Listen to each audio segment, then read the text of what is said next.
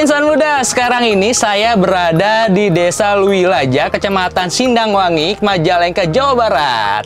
Sebentar lagi saya akan berbicara terkait pemberdayaannya dari Dompet Duafa Jawa Barat. Mau tahu keseruannya seperti apa? Yuk ikutin saya.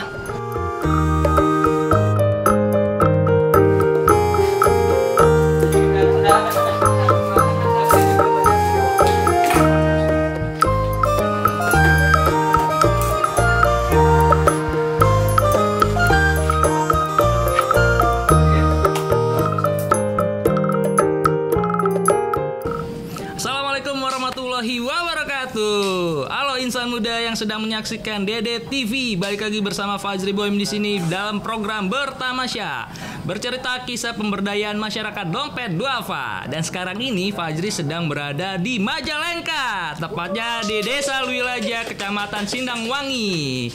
Dan sekarang ini kita akan membahas ada satu produk pemberdayaan dari Dompet Duafa Jawa Barat yang sudah mendunia.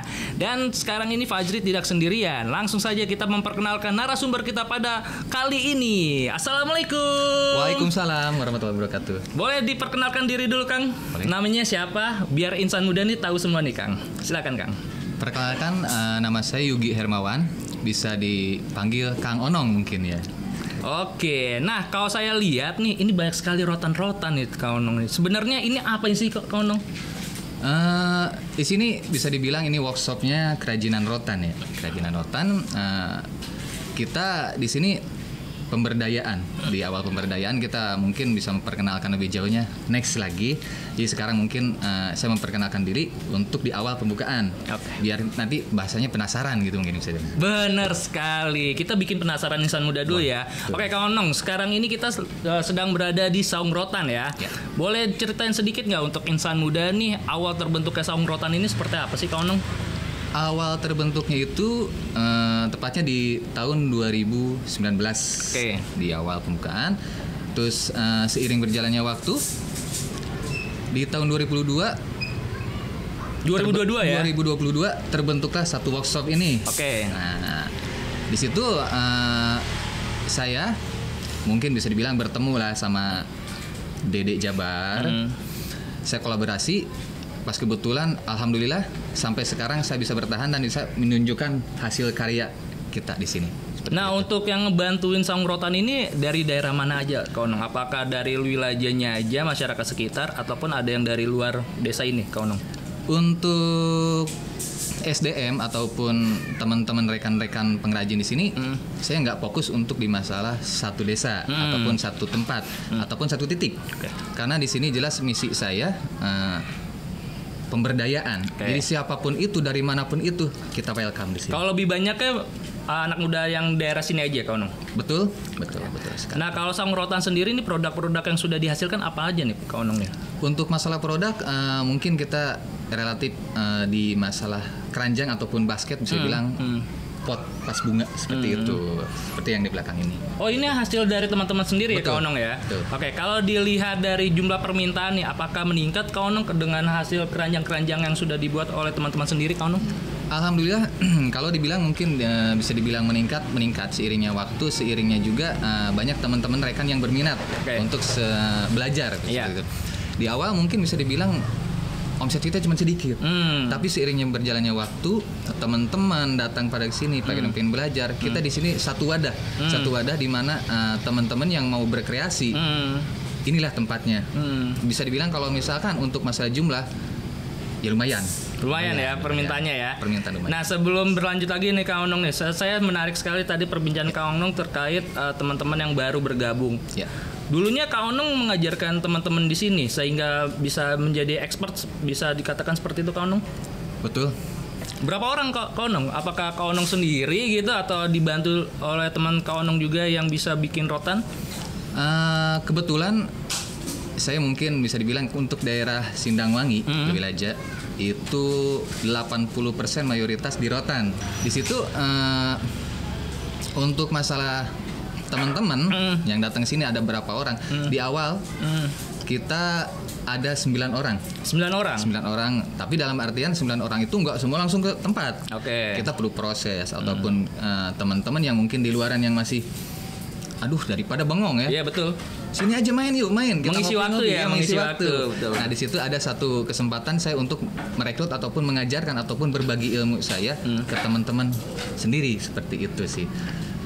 Nah kalau untuk penjualan sendiri nih Kak Onong nih, ini waktu awal-awal itu seperti apa? Mungkin boleh diceritakan oleh insan muda nih Kak Onong. Kalau untuk penjualan kita berdasarkan apa yang customer minta ataupun dari pabrik berminta. Oh berarti ada requestan ya? Ada. Jadi kita nggak asal satu bikin produk kita jual sendiri, itu jarang, susah sekali. Oh itu yang sudah diterapkan dari sebelum-sebelumnya ya? Betul seperti itu. Jadi produksi apapun barang itu, apa yang diminta pabrik ataupun satu tempat kita untuk menjual, ya kita bikin berapapun itu jumlahnya. Nah, karena di sini kan kita nggak asal bikin aja terus kita bisa menjual. Karena meskipun barang seperti ini, ini nilai budaya sama nilai ininya wow banget. Ada banget. Oke, selain keranjang-keranjang yang ada di sini nih, sering buat apa aja nih? Kalau pasar minta tuh seperti apa? Kalau untuk permintaan pasar sih banyak. Cuman di sini kan satu proses saya untuk membelajarkan ataupun ilmu yang udah saya dapat ataupun pengalaman yang sudah dapat, saya nggak bisa untuk semua karena di sini oke lah, yang penting step by step kan, mungkin perlahan tapi pasti seperti itu. Nah untuk masalah produk kita masih tetap di satu keranjang basket ataupun pas bunga seperti fokus ini. Dulu ya. Fokus dulu. Nah, gitu. Saya mau menanyakan seperti ini Kak Onong. Ini kan dibawa pemberdayaannya dari Dompet Duafa Jawa Barat. Betul. Bagaimana awal mulanya ketemu sama Dompet Duafa Jawa Barat Kak Onong? Padahal kan titik lokasinya jauh nih Kak Onong nih, ya kan? Seperti apa tuh Kak Onong?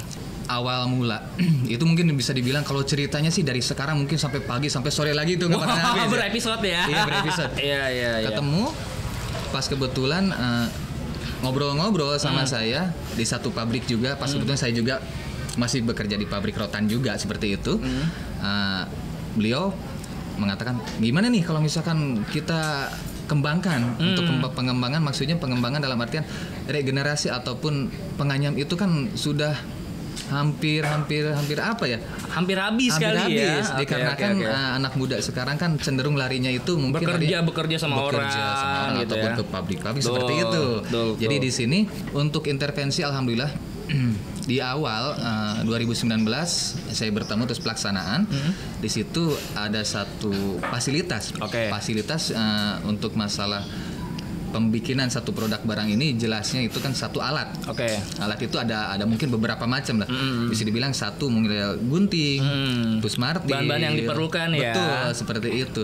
Kedua lagi, di mana sudah ada alat, pasti harus ada bahan dong. Betul. Karena kita nggak bisa membuat produk tanpa ada bahan. Betul. Nah di situ dari Dede Jabar ada satu masukan untuk masalah di bahan juga. Seperti itu. Nah kalau bahan-bahannya ini sendiri ini yang mengambil dari wilayah sekitar atau dari luar wilayah Majalengka kau yang? Kalau untuk bahan sebenarnya rotan itu cenderung itu di daerah Kalimantan.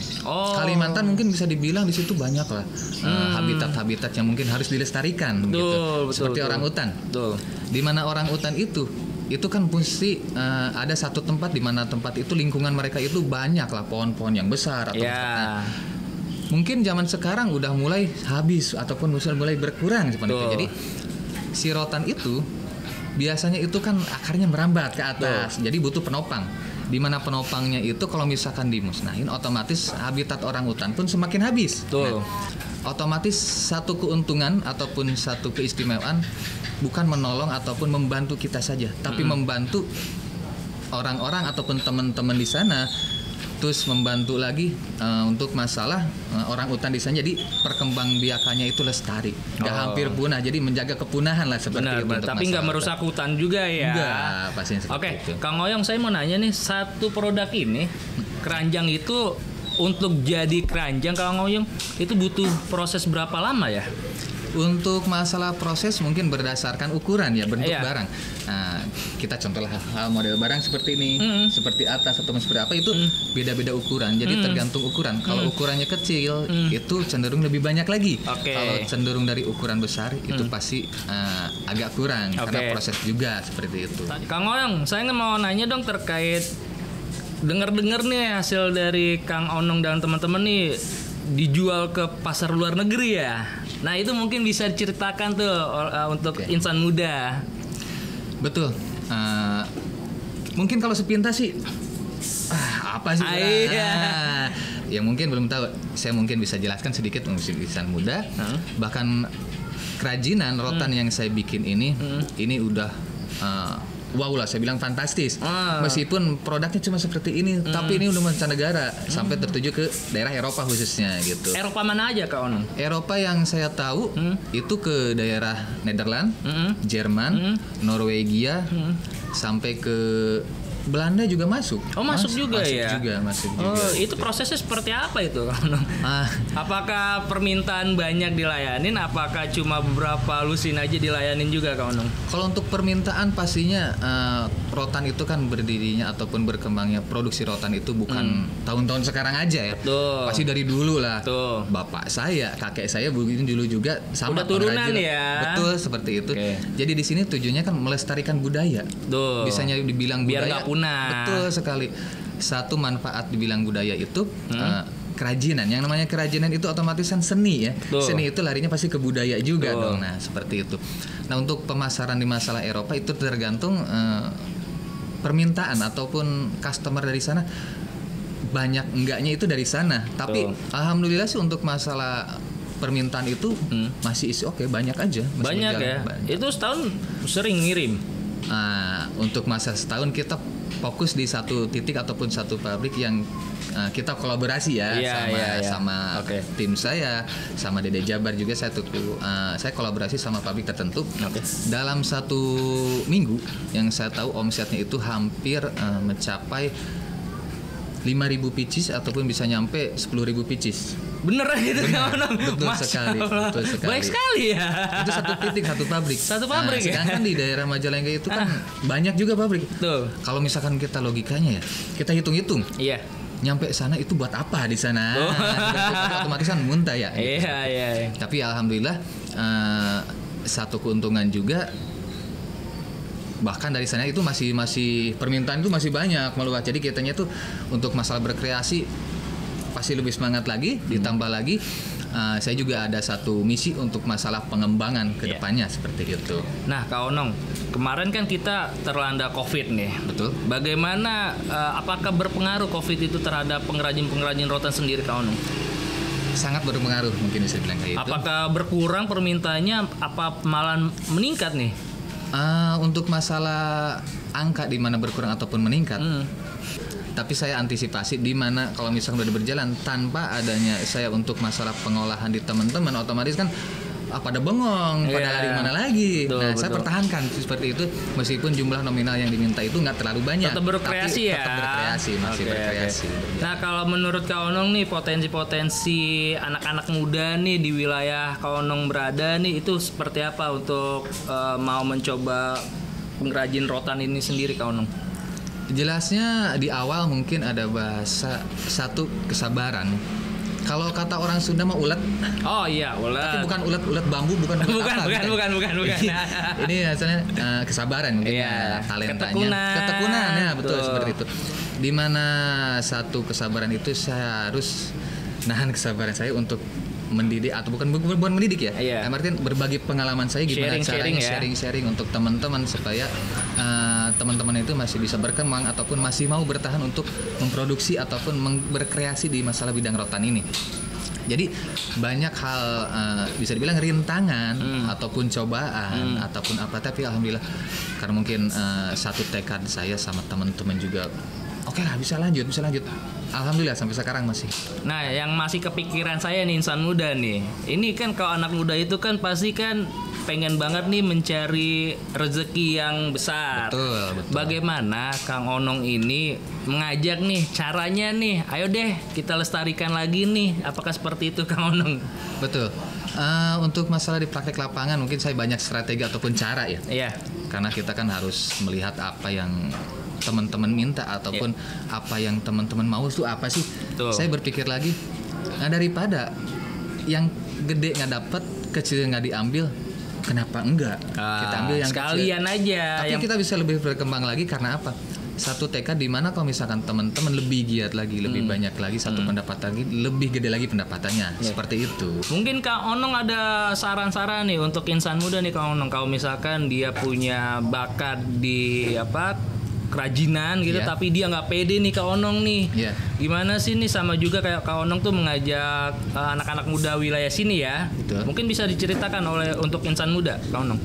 Untuk karena mungkin ya balik lagi kita kan saya sendiri pun di awal kita mau melangkah itu pasti hal banyak rintangan.